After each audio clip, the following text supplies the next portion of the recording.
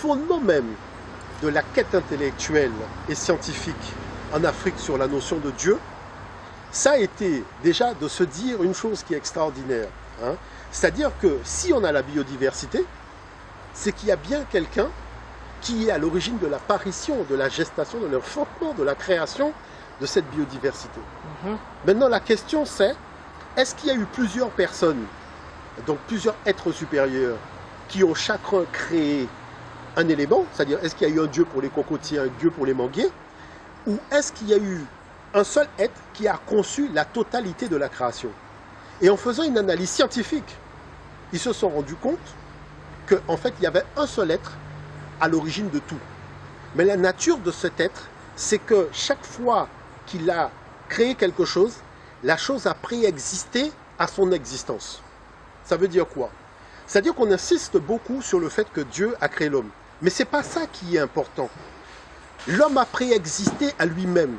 Ça veut dire quoi? Ça veut dire que Dieu a créé les conditions préexistentielles de l'humanité avant d'engendrer l'humanité.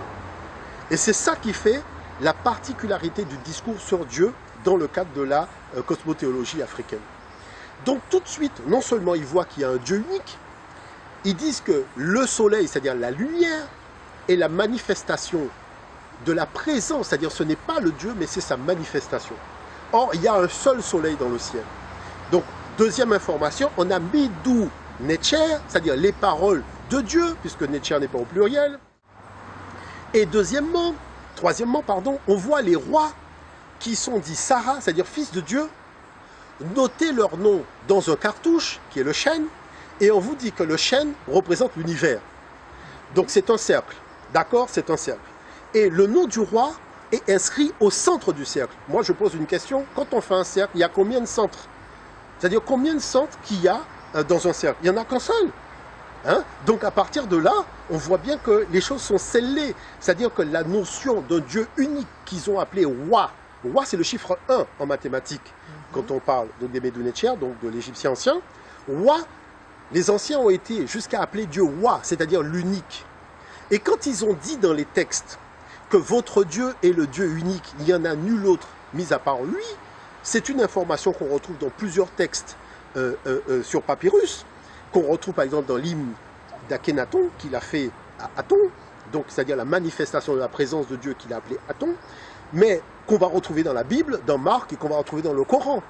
Donc on voit bien que l'information qui a été conçue dans le cadre d'une réflexion spirituelle africaine, cette information a servi de base à la réflexion des autres types de spiritualité, et ces autres types de spiritualité disent elles-mêmes qu'elles se sont nourries, c'est-à-dire que le lait, le sein de la maman africaine, ben c'est ce lait-là qui sont venus téter. Et c'est comme ça qu'on dit que Moïse a été initié par Pharaon à la connaissance du divin. C'est-à-dire qu'il est venu téter la substance spirituelle de l'Afrique.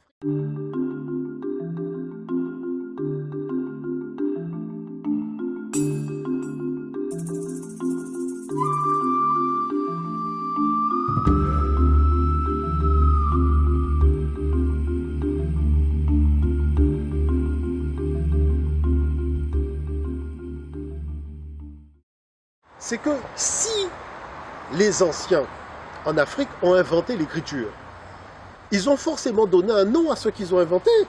Parce qu'on s'aperçoit que, par exemple, l'Europe, qui n'a pas inventé l'écriture, puisque l'écriture procède des Cananéens, de l'aveu même des historiens européens qui font autorité, je veux parler d'Hérodote ou de Dior de Sicile ou d'autres, ils disent que ce sont des Cananéens, qu'ils appellent des Phéniciens, qui avaient apporté l'écriture à des Noirs qui vivaient en Europe avant l'arrivée des Indo-Européens. Et les Indo-Européens envahisseurs sont arrivés au moment où il y avait cet échange d'informations. C'est pour ça qu'ils disent qu'ils ont appris cette technicité auprès des Pélages, les Pélages qui étaient déjà là. Et même l'écriture latine n'est pas une invention de la gestation intellectuelle des Indo-Européens, parce qu'il y avait un peuple qui était déjà là, un peuple négro-africain qu'on appelait les Étrusques, voyez. Et moi, je veux bien qu'on discute. Mais le problème, c'est qu'on a quand même analysé l'ADN des sépultures des Étrusques, et on a bien vu que cet ADN ne correspondait pas à l'ADN indo-européen. Donc, je dirais là-dessus, il n'y a même pas matière à discussion. Bon. Donc, s'ils ont inventé l'écriture, il y avait un nom pour l'écriture. Hein, puisque dans les textes grecs, il n'y a pas de nom pour l'écriture. On dit la technicité des Cananéens, des Phéniciens. c'est-à-dire c'est l'apport de la Phénicie. Voilà, il n'y a pas de mot puisque ce n'est pas une invention faite par les Indo-Européens. Mais l'écriture étant une invention faite par les Africains, ils ont appelé cette invention Medu Necher. Alors, Medu, alors Med en égyptien ancien, hein, ça veut dire la parole. Medu, c'est le pluriel. Le ou représente le pluriel, donc ça veut dire les paroles. Mais Necher n'est pas au pluriel, c'est bien au singulier. On n'a pas dit Necheru, on a dit Necher. Et Necher, ça veut dire Dieu. Donc, les paroles de Dieu. Donc, quand nos ancêtres en Afrique ont inventé l'écriture, ce n'était pas pour faire des calculs comme en Mésopotamie. Il faut quand même être un minimum honnête. Parce que si on dit que ce qui a poussé à l'invention d'un support, d'un système de fixation de la parole sur un support en Mésopotamie, ce n'était pas pour parler de Dieu. C'était pour faire des calculs, puisqu'on parle de calculi. Mais en Afrique, c'était pour témoigner de l'existence de Dieu. C'est pour ça que tous les historiens de l'Antiquité disent que c'est l'Afrique qui a la première initié l'humanité à la connaissance de Dieu. Et on l'a par le nom de l'écriture.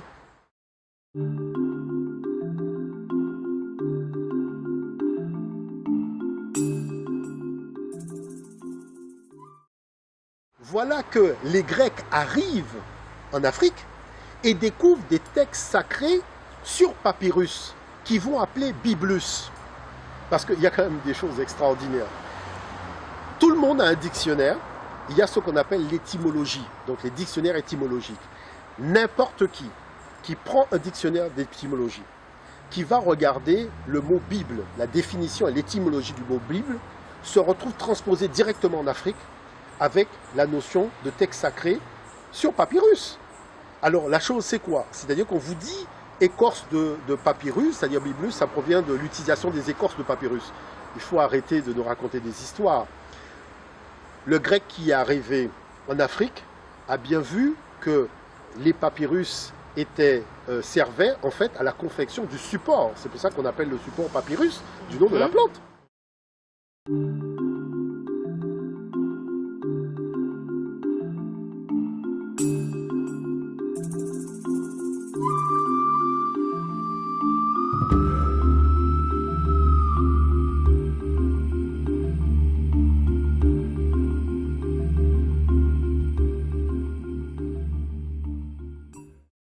Donc, la question c'est, est-ce que l'ancêtre africain s'est trompé en définissant l'écriture comme une parole? Non, il a raison. Il a voulu simplement fixer définitivement la parole de Dieu. D'où le fait qu'il est appelé, c'est pas le fait d'avoir fixé qui est important, c'est qui a produit l'information et quelle était la nature de cette information. C'est pour ça qu'il l'a appelé Medu Necher, c'est-à-dire les paroles de Dieu. Et ça, c'est important d'arriver à comprendre ça.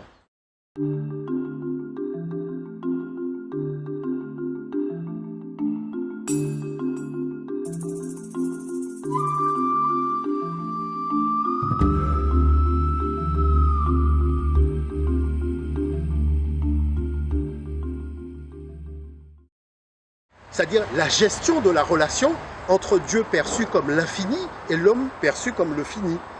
Et si le fini représente la matière, est-ce que le fini peut avoir une discussion avec l'infini? Non.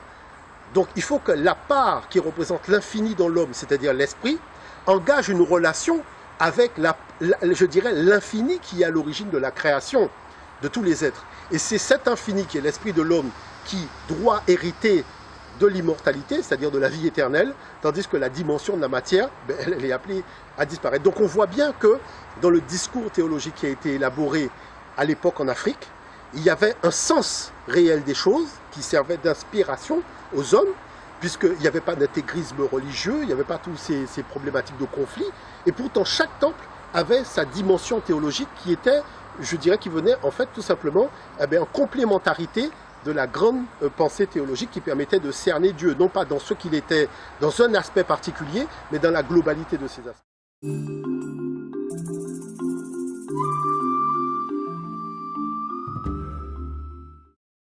Si on prend par exemple le dossier spécial du monde des religions sur la thématique qui a écrit la Bible, tout le dossier vous dit que la notion de vie éternelle, c'est ça le paradoxe. C'est-à-dire que la notion de vie éternelle, la notion de paradis, la notion de ressusciter d'entre les morts, avant le contact avec l'Afrique, personne n'avait cette information. C'est pour ça que, ayant reçu cette information, l'Occident a fait quelque chose qui dépasse l'entendement, c'est le Nouveau Testament. C'est-à-dire Dieu a un Ancien Testament, un Testament du milieu, un Testament de la fin. C'est-à-dire que, on va où là? Dieu, quand il a créé l'univers, il n'y a pas eu deux Big Bang. Il n'y a pas eu l'ancien Big Bang et le nouveau Big Bang. Il y a eu un seul Big Bang.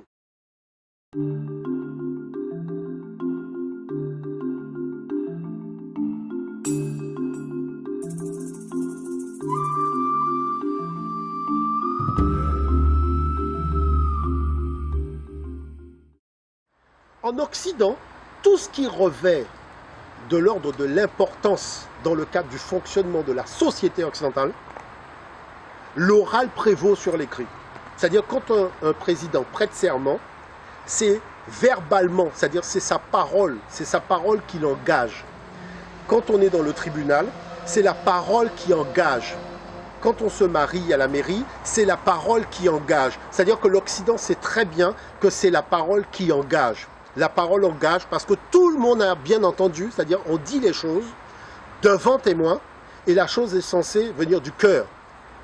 Parce que peut-être une personne n'a pas entendu, mais quand il y a beaucoup de monde, il y a quand même la majorité des gens qui ont bien entendu ce qui a été dit.